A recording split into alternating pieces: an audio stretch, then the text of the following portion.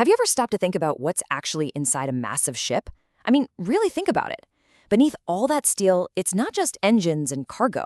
There's this incredible hidden world, a massive network of pipes that are basically the ship's veins and arteries. It's the circulatory system that keeps the whole thing alive. So let's dive in and see what really makes these giants tick. Just take a look at this. It's a total maze of steel, right? It almost looks like chaos, but every single one of these pipes has a specific critical job to do, carrying fuel, water, waste, you name it. It's like the most high-stakes plumbing job you can imagine, and what we're going to do today is try to make some sense of all this beautiful complexity. And here's how we're going to tackle it. This mind map is going to be our roadmap for this journey. It's a fantastic way to see how everything is linked together. You've got your machinery systems, your ship-wide systems, it's all connected. We're going to use this as our guide to navigate through the ship's most essential lifelines. So where do we start? Well, let's zoom in on one of the most vital, but honestly most overlooked systems on the whole ship, the bilge system. Yeah, it doesn't sound very glamorous, I know, but trust me, without it, a ship just couldn't operate safely at all. Okay, think about it for a second. You've got this huge engine room, right? It's filled with complex machinery. Things are going to leak. It's inevitable. A little oil from a pump, some condensation, maybe a bit of seawater. So where does all that messy, oily water go? You can't just let it build up, and you definitely can't just pump it over the side. And that right there is the job of the bilge system. It's basically the ship's essential drainage network. Its whole purpose is to collect all that gunk from the very bottom of the ship, the bilges, and process it so it can be gotten rid of safely. You could almost think of it as the ship's liver and kidneys all rolled into one. And what's really amazing is that this one system has to juggle so many critical jobs at once.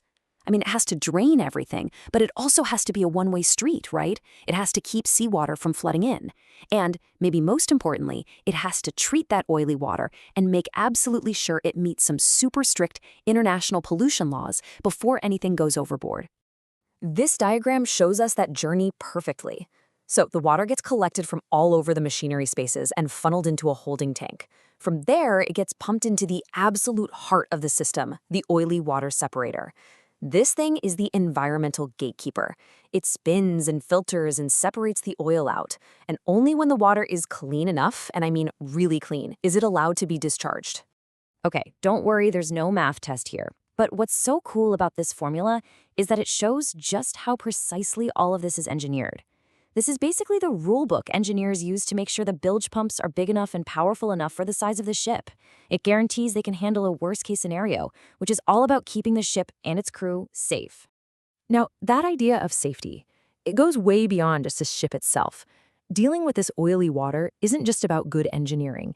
It's a massive global environmental responsibility. And that's where a really important set of international rules comes into the picture. You see, here's the fundamental conflict. On one side, the ship has to get rid of this bilge water to stay safe. On the other side, we all know that dumping oil into the ocean is absolutely devastating for marine life. So what do you do? How do you solve that problem? Well, you solve it with this, MARPOL. It stands for the International Convention for the Prevention of Pollution from Ships. It is the global rulebook. And for our bilge system, the chapter that matters most is Annex 1. That's the part that lays down the law on oil pollution. And this number right here, this is everything. Less than 15 parts per million. That is the absolute legal limit for how much oil can be in the water discharged from a ship's engine room. Just to give you an idea of how small that is, 15 ppm is so little that you wouldn't even see a rainbow sheen on the water's surface. The standard is incredibly high. Now, just to compare, under certain conditions for oil tankers farther out at sea, you might see a limit of 100 parts per million. And even at that tiny concentration, you can start to see a visible slick on the water. That's where you start seeing the actual pollution, and that's exactly why that 15 ppm rule for engine rooms is so important for protecting our oceans. And MARPOL's rules go way beyond just oil. I mean, just read this quote from Annex 5, which covers garbage. The dumping of any form of plastic is totally prohibited. It's so powerful because it's so clear. No wiggle room. No excuses. Plastic does not belong in the ocean. Full stop.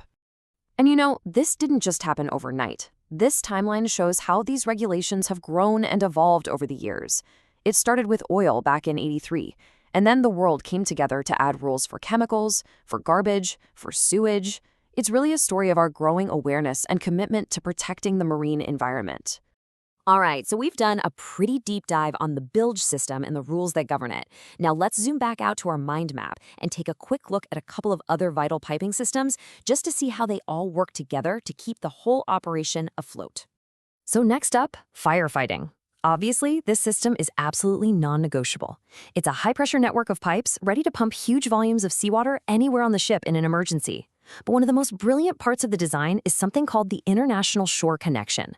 It's a universal fitting, so firefighters in any port, anywhere in the world, can connect their hoses directly to the ship's system. It's like a universal key to fight a universal threat. And then you've got the ballast system. This is all about stability, a constant balancing act. Ships pump seawater into these huge, dedicated tanks to adjust their trim and keep them stable, whether they're fully loaded or completely empty. And here's a really smart piece of engineering. In a serious emergency, the massive ballast pumps can actually be used to help the bilge system pump out floodwater. It's a built-in backup plan just in case. So we're back to our roadmap. We started with this seemingly chaotic web, and now, hopefully, we can see how the different pieces start to fit together. We followed the journey of the bilge system, we saw the protective shield of the firefighting system, and we understood the balancing act of the ballast system.